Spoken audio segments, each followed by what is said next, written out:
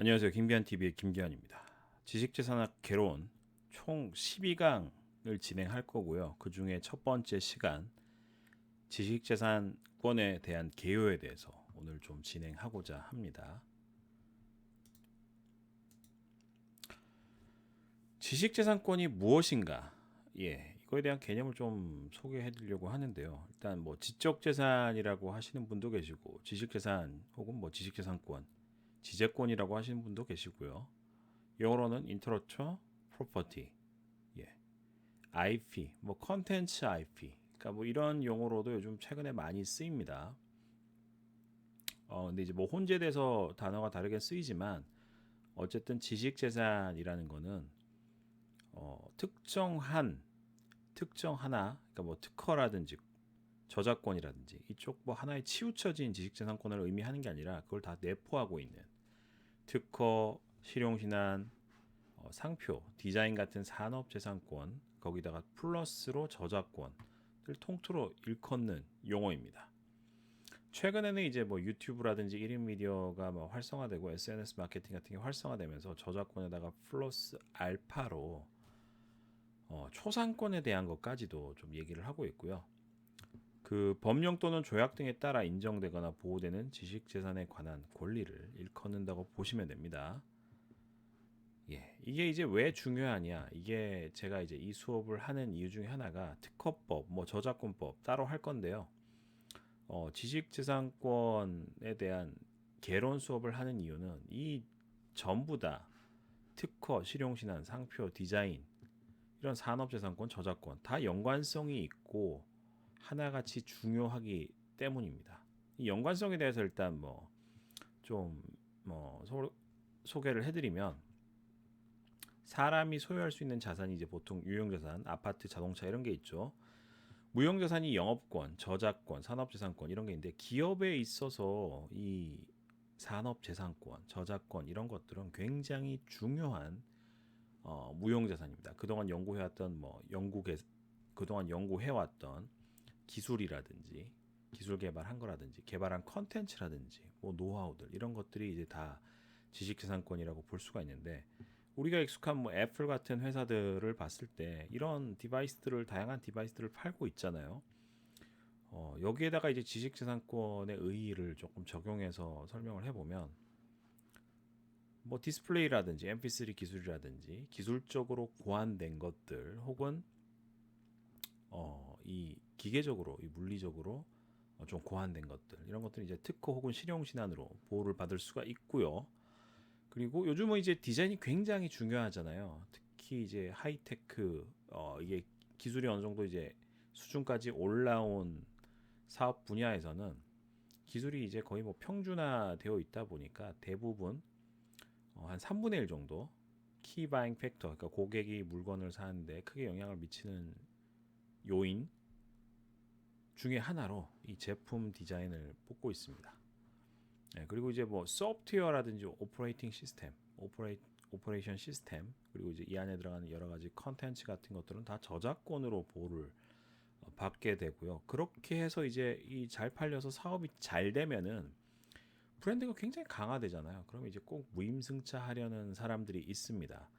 그들로부터 그들의 브랜드를 보호하기 위한 이 상표권까지. 그래서 이제 하나에만 집중해도 안 되고 사업을 하는 데 있어서 이 지식재산권은 기업이든 개인이든 조직이든 두루두루 전체적으로 전반적으로 함께 봐야 된다. 연계성이 있다. 요 얘기를 좀 드리고 싶고요. 뭐 어쩌면 이제 다들 아시는 건데 지식재산권의 종류 및 특징에 대해서 간략하게 좀 정리를 해보면 그 산업재산권, 특허권 같은 경우는 발명이 그 대상입니다. 특허 출원일로부터 등록되게 되면 20년 보호를 받게 되고요. 실용신안권은 물리적인 고안에 대해서 보호를 해주는데 이것도 출원하고 나서 10년. 디자인권은 신미감, 말 그대로 디자인에 대한 것만 보호를 합니다. 이거 같은 경우는 출원이 아니라 등록일로부터 20년 보호를 받고요.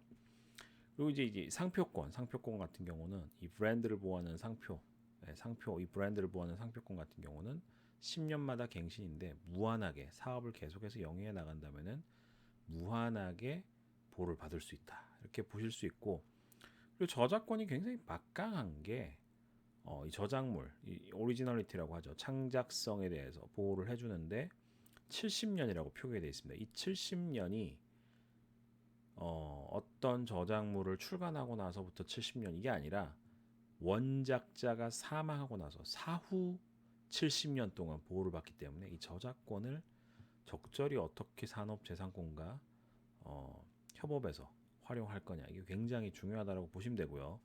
기술 트렌드라든지 산업 트렌드라든지 이런 게 굉장히 빠르게 많이 바뀌어가면서 일반적으로 우리가 알고 있던 이 산업재산권이나 저작권으로 이런 것들을 보호하는데 좀 한계가 있어요. 그래서 나온 게 신지식재산권이고 영업 비밀에 대해서는 이제 영업 비밀에 대한 권리는 이제 영업 비밀 이렇게 가지고 가고 그 다음에 데이터베이스나 컴퓨터 프로그램 같은 경우는 대부분 저작권으로 보호를 받게 됩니다.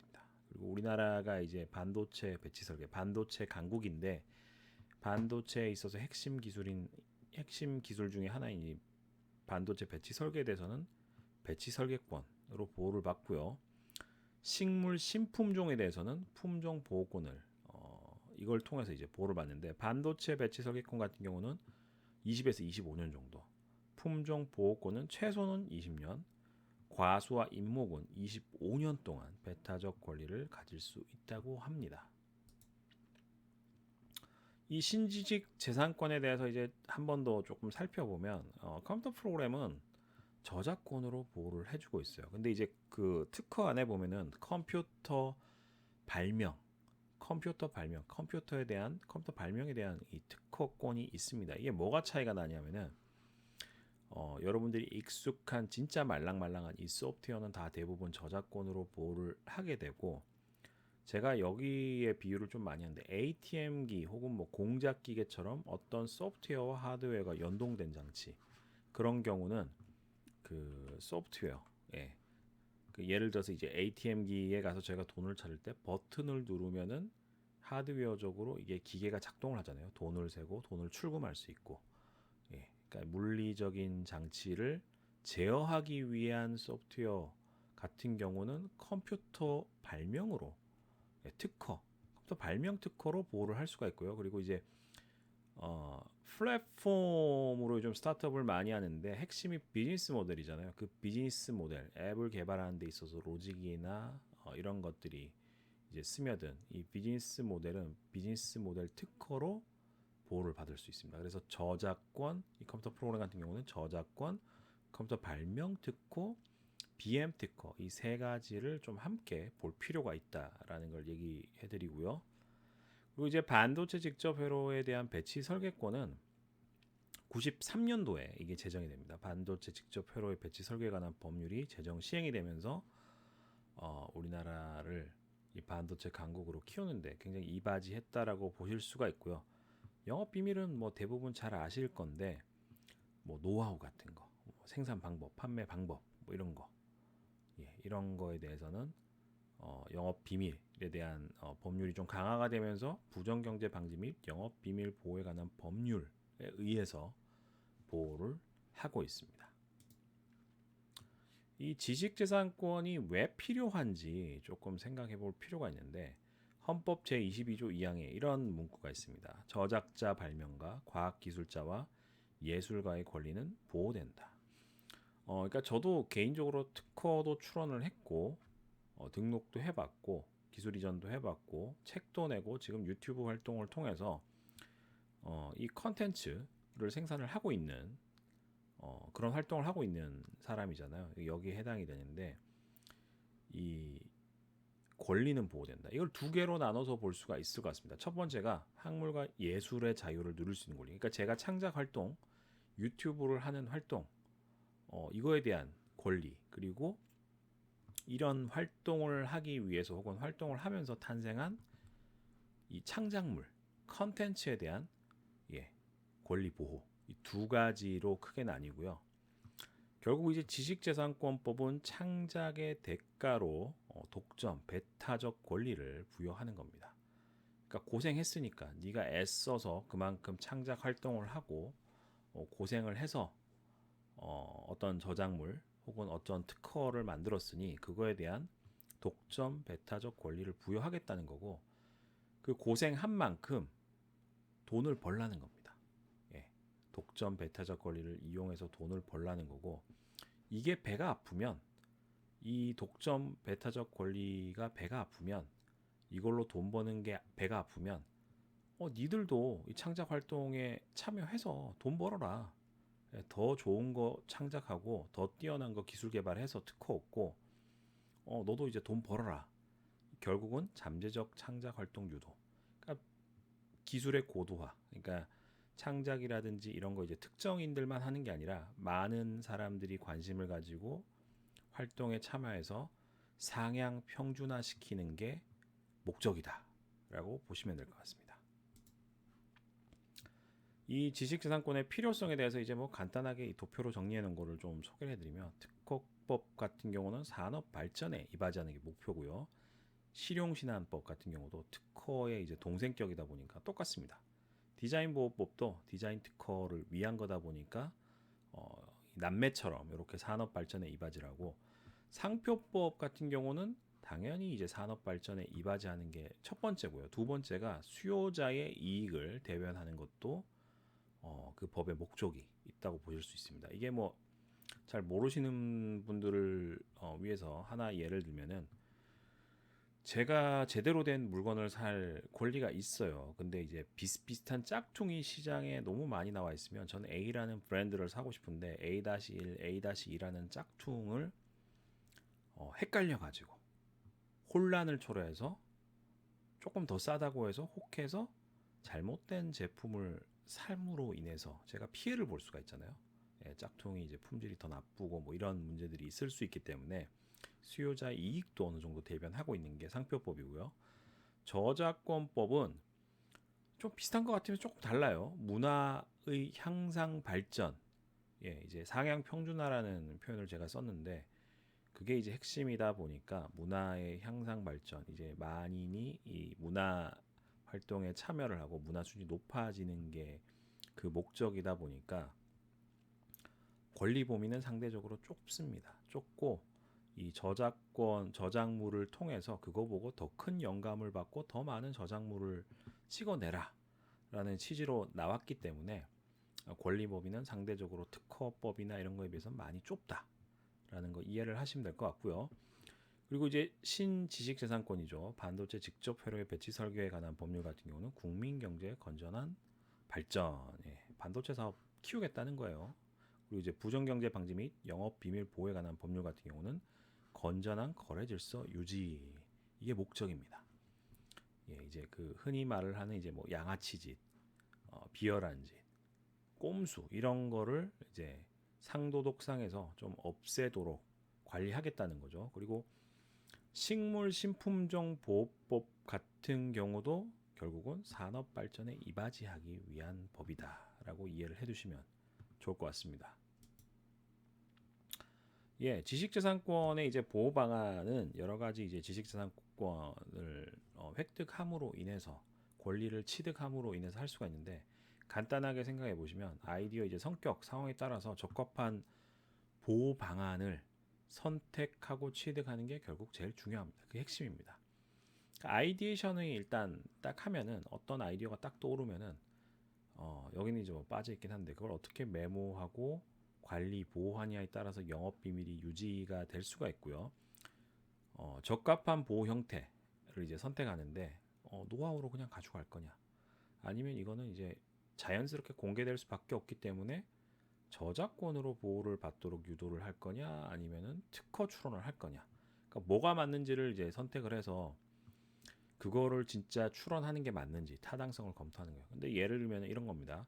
특허 대상이 되는 아이디어를 냈어요. 그러니까 적합한 보호 형태는 특허가 맞아요. 근데 이제 특허를 낼지 말지는 조금 별개인 게, 특허를 출원하는데도 돈이 들고 등록하는데도 돈이 들고 권리를 유지하신데도 돈이 듭니다. 근데 이 아이디어가 특허 출원 대상은 맞지만은 그 정도의 경제적 가치가 있는지 판단이 안 설 수가 있어요. 네, 그런 경우는 이제 특허 여기서 출원을 안 하고 다른 방법을 선택할 수가 있겠죠. 예, 그래서 이제 맞는 거를 이제 선택해서 보호받기 위한 절차를 진행하는데 그게 아니라면은 대체 보호 수단을 강구합니다. 그래서 특허 아이디어지만 추론 등록하는 게 돈이 쓸데없이 많이 든다. 돈 투자한 거 대비 걷어들이기 힘들 것 같다라고 하면 오히려 이럴 수도 있죠. 공개를 하고 그거 가지고 이제 언론 플레이를 해서 우리의 이제 밸류를 우리의 이름을 널리 알리는 방법도 있고요. 혹은 공개 자체를 안 해서 그냥 노하우로서 보호하는 방법도 있고요. 아니면은 뭐 다른 아이디어를 특허로 돌리는 방법도 있고요. 예, 뭐 어쨌거나 아이디어 성격과 상황에 따라서 적합한 보호 방안을 선택하는 거 이게 이제 핵심이다라고 보시면 될 것 같습니다. 지식재산권의 이제 보호 방안, 영업 비밀은 결국 노하우로 보호를 하기 위해서 영업 비밀을 쓰고요. 공고된 아이디어 이건 이제 보호하기 위해서 저작권, 그리고 특허법을 통해서 배타적 권리를 얻기 위해서는 특허 디자인 출원 반드시 해야 되고요. 브랜드를 보호하기 위해서는 상표 등록 이루어져야 됩니다. 그러니까 결국은 이게 따로 다 노는 게 아니라 이런 식으로 연관성이 있어요. 그러니까 제가 잠깐 그런 얘기를 했고 이 수업을 끝까지 들어보시면은 결국 이게 핵심인데 아이디어를 내는 순간 이 자체가 오픈을 안 했기 때문에 영업 비밀이 될 수가 있어요. 노하우를 그대로 가지고 간다라고 하면은 그 영업 비밀로서 이거를 최대한 활용을 할 거냐? 결국 이 지식재산권이라는 게 돈벌이 내가 사업하는데 최대한 효과, 혜택을 보기 위한 방법이다 보니까 영업 비밀로 가지고 가는 것보다는 제품을 생산하고 예를 들어서 장난감 같은 거 생산하고 판매를 하면은 그거 가지고 이제 저작권으로서 권리를 어필할 수도 있고 저작권 법으로 보호를 어느 정도 받을 수가 있습니다. 혹은 좀 특수하게 고안된 장난감이다. 특수 기능이 있다. 특수하게 설계됐다. 그러면은 특허 출원을 해서 특허로서 보호를 받을 수도 있고요. 어쨌거나 요 과정들 요거 가지고 잘 활용해서 사업이 잘 되면은 결국 우리 회사 이름 가치가 높아지잖아요. 삼성전자, LG전자, 현대자동차가 지금은 굉장히 글로벌한 우리나라를 대표하는 기업이 되었지만은 예전엔 이름이 없었어요. 근데 이제 장사를 매년 꾸준히 잘하고 좋은 제품 만들어내고 좋은 기술, 좋은 지식재산권을 잘 활용해서 브랜드를 만든 거거든요. 결국은 이제 훌륭한 상표를 브랜드를 가지고 기업 가치가 높아진 거는 상표권으로 보호를 한다. 그래서 연계성이 다 있다. 요게 이제 지식재산권의 기여의 핵심이라고 보시면 될 것 같습니다. 그래서 우선 1강은 가볍게 지식재산권에 대한 개요에 대해서 알아봤고요. 이어서 이제 시리즈로 계속해서 이 지식재산권 개론에 대한 수업을 특허권은 뭐고 저작권은 뭐고 디자인권은 뭐고 상표권은 뭔지 하나씩 소개를 해드리는 시간을 총 12강까지 갖도록 하겠습니다. 1강은 여기까지고요. 다음에 또 2강에서 다시 찾아뵙도록 하겠습니다. 12강까지 쭉 지켜봐 주시면 여러분들에게 굉장히 도움이 될 것 같습니다. 감사합니다.